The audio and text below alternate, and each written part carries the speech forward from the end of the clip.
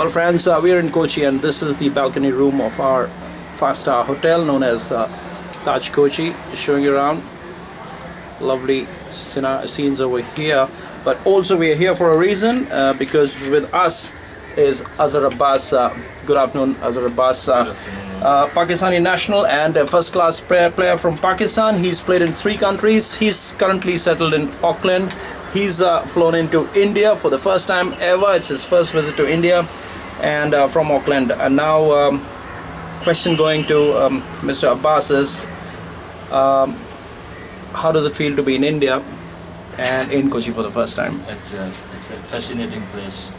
Always, when we were growing up, we always hear about India, Indian people, and first time when I came here, and I find them more than friendly, caring, very loving people, and mad about their cricket, about their teams, and it's really nice to be here.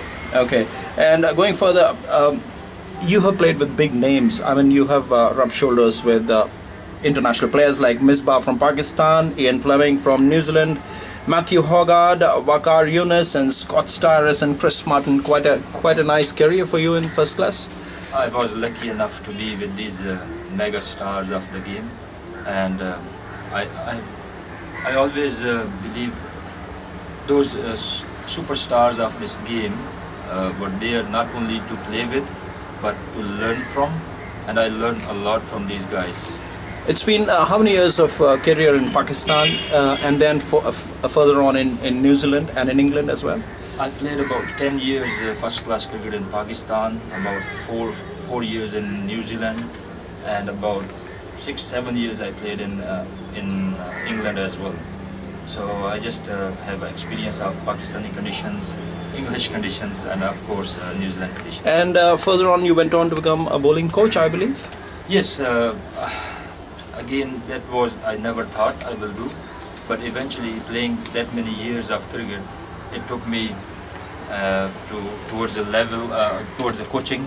Yep. And I ended up having a level 3 qualification from New Zealand cricket. It took 2.5-3 years to get level 3 certificate done, but expertise are pace bowling because I played as a pace bowler all my life.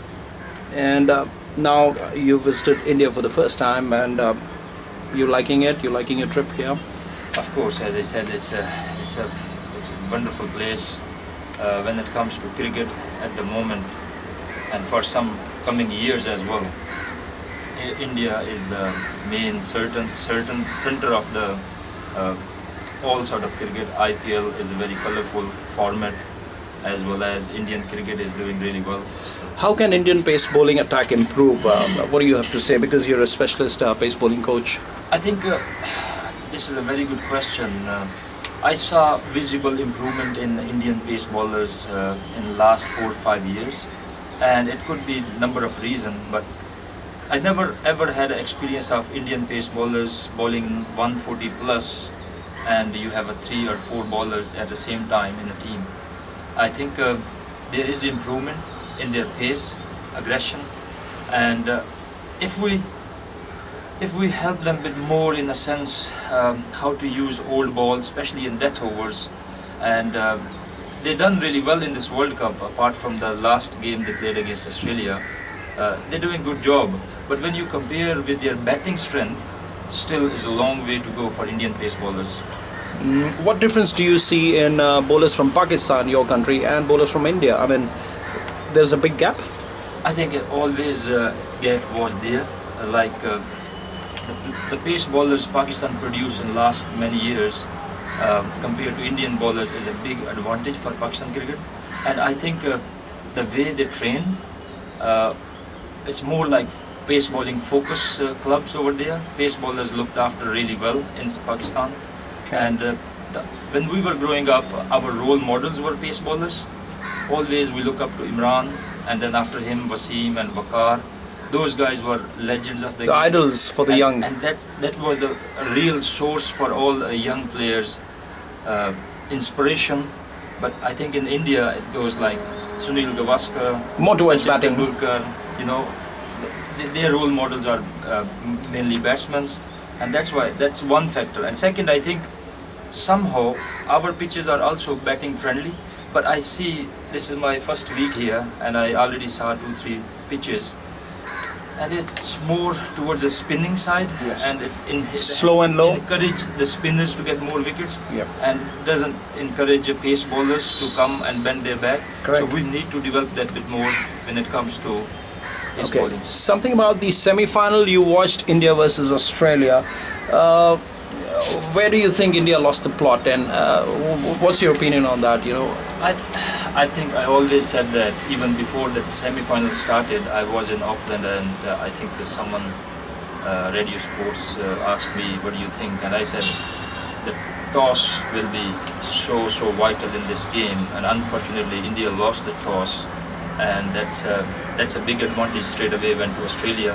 But after that, I think India, even though early on the Australian batsmen had a very good charge of the game, but in the middle part of the inning, Indian bowlers pulled things back until last 3-4 overs. And that's what my question is: how we can develop these bowlers in India In the death overs?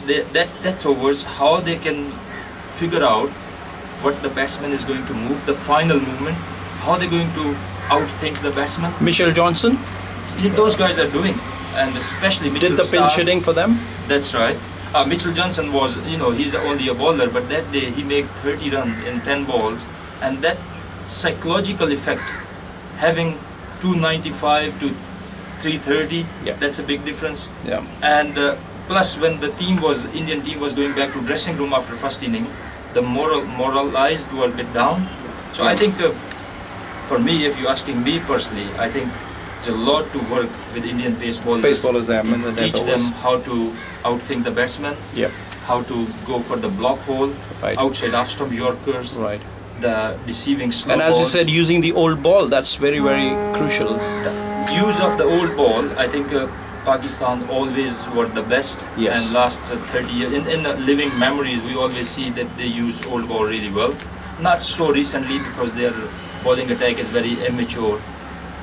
But traditionally, the old ball, the use of old ball, they are impeccable.